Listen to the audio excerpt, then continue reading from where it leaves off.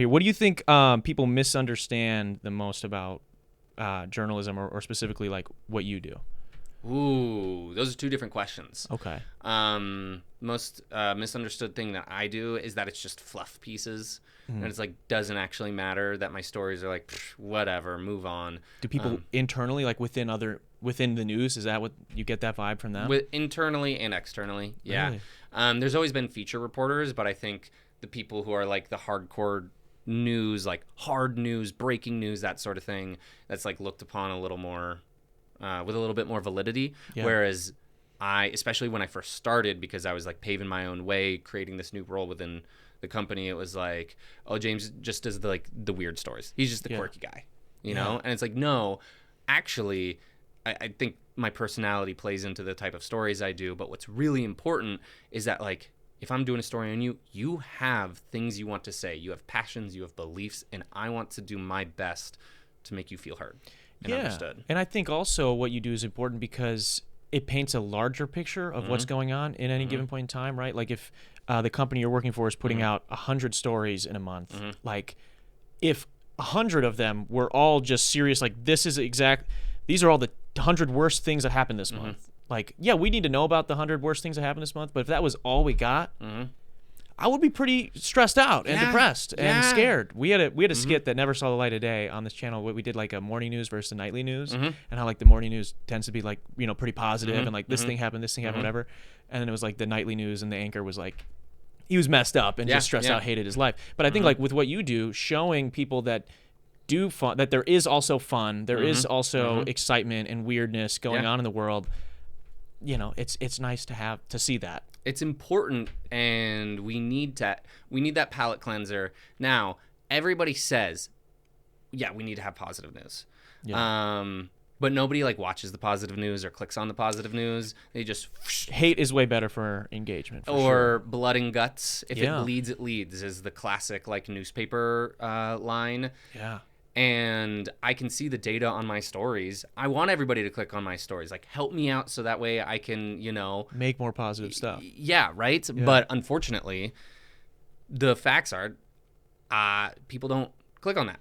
Yeah. If you're here like 4 people shot, you'll click on it. But if you're like master and accordionist is trying to preserve the sound of the accordion, you're just gonna whatever. Yeah, you don't care. Way less people are gonna click that. Yeah. Have you seen I'm sure you have. Have you seen the film Nightcrawler? Yeah. As someone who's in media, what do you think about that movie? That's like, because it's more so a it's about the sociopathic nature of that guy. Those people are real, who are like they call them stringers. Yeah.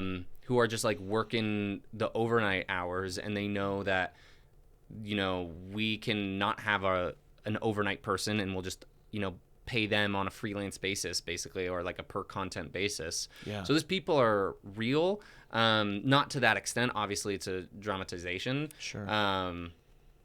But there's like some truth to it of like we are literally chasing ambulances and people at their worst moments. Yeah. I don't have a good way to reconcile between the need to talk about, hey, this weekend there were 4 people shot and killed, compared to the, hey, here's a funky story about a person who collects a lot of Winnie the Pooh items, right? You need both. Yeah. I don't know how if you lean more towards one or the other, but yeah, that stuff happens. We are chasing ambulances. Yeah. Well, I mean, even like, so like we were gonna have you on a couple weeks ago to do this show, which is a usually goofy or raunchy or whatever, and we weren't able to do that because of serious real life shit going on. There was a school shooting up in Madison, and you had to cover that. So I mean, like, how is it for you when something like that happens? Does it sort of like any sort of quirky, weird story you have going on? Is that sort of like, yeah, James, we're gonna chill. You got to on read the room, yeah, right? And so I switched some of my duties to then creating some content for our social platforms about like, here's just the latest about what happened, and updating it as we got more information. But I mean, you can't. It's like a trope within local news if it's like, you know, fire on the South Side killed family and their dog. And now we're going to James, who's with a cupcake decorating artist. Yeah. You know, it's like, whoa. read the room. I don't want to hear from James right now. Yeah. Fuck the cupcakes, We don't man. need that. We don't need cupcakes right now. Yeah. Screw that. Like, Yeah. push that to the next day, you know? Yeah. That's got to be tough. Has a segment you've worked on ever been, like, just had to be scrapped because of other things going on, or? Oh, yeah. So you always get, if breaking news happens, and it's big enough, you've got to go. Now, I recognize I am actually, given my role as the fun guy, the last person they call when shit hits the fan. There's like 6 other reporters who are going before me. Yeah. But a few times I have been called because it's been school shooting threats. It was the Molson Coors shooting like almost 5 years ago now. Oh, wow. And then my day changed a lot with the shooting at the school in Madison. So Yeah. and that happens, like my coworkers get switched all the time from stories. They might be at one thing and then they're like, whoa, we got breaking news, sorry, we got to divert you. That could be mid interview. That could be like right now. I get a phone call, be like, hey, this is going on. Yeah. Jet out.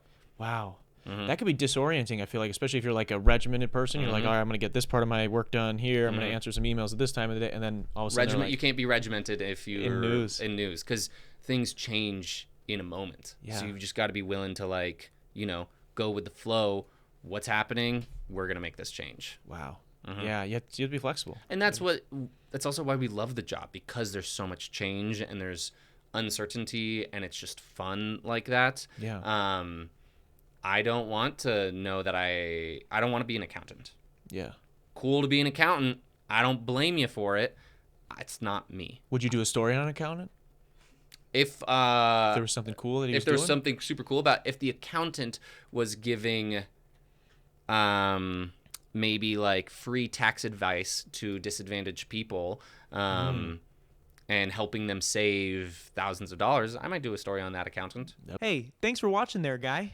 Click right over here if you want to see that episode in its entirety. Or you can click over here and subscribe to the channel. See all the other fun shit we do here. It's really up to you, guy.